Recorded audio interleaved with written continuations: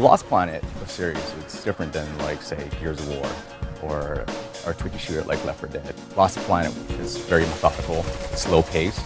They have a couple of different mechanics like the grappling hook, sort of like play on commando. You have the thermal energy, which is supposedly regulating your health. You can also replenish your health through this new mechanic called Harmonizer. Lost Planet 2, it's a lot easier than Lost Planet 1. You don't have to worry about your key energy.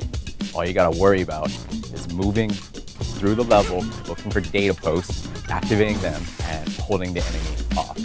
Every level structure starts the exact same. It's here's the data post, find all the data posts, and you'll have some sub-objectives along the way. But overall, like every single time you enter the level, it's the same thing again and again. It's just kind of presented differently.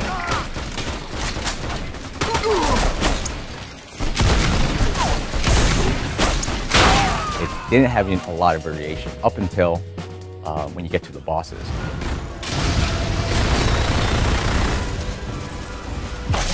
The bosses are one of Lost Planet's hallmarks. They're very big, sort of like Monster Hunter-ish.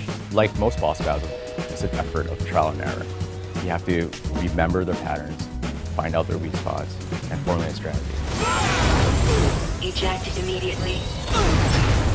We've both talked about the infamous train boss battle. You're presented with this obtuse level design. There's a big cannon and a big actor boss that goes under the sand and pops up its head. You don't know which side it's on. Your goal is to move the cannon either in the left or right direction.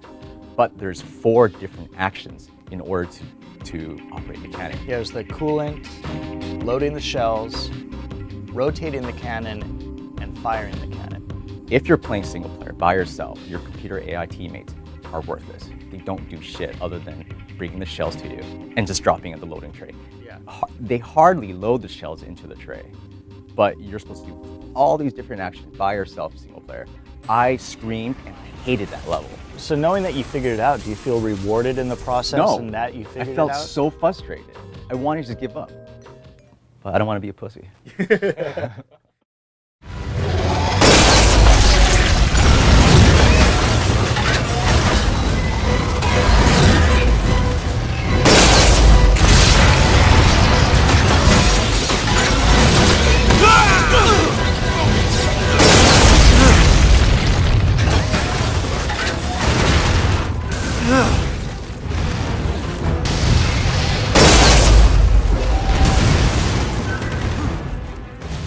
But then once you and I started playing the co-op stuff, it was a totally different experience. Yeah, playing the game as a multiplayer experience with your friends is a lot better than playing the game alone in the single player experience.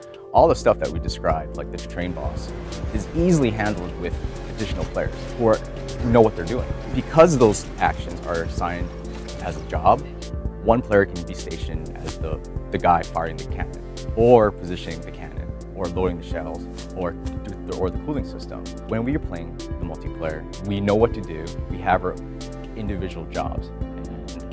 And there's the competitive nature of trying to get the best score for the level.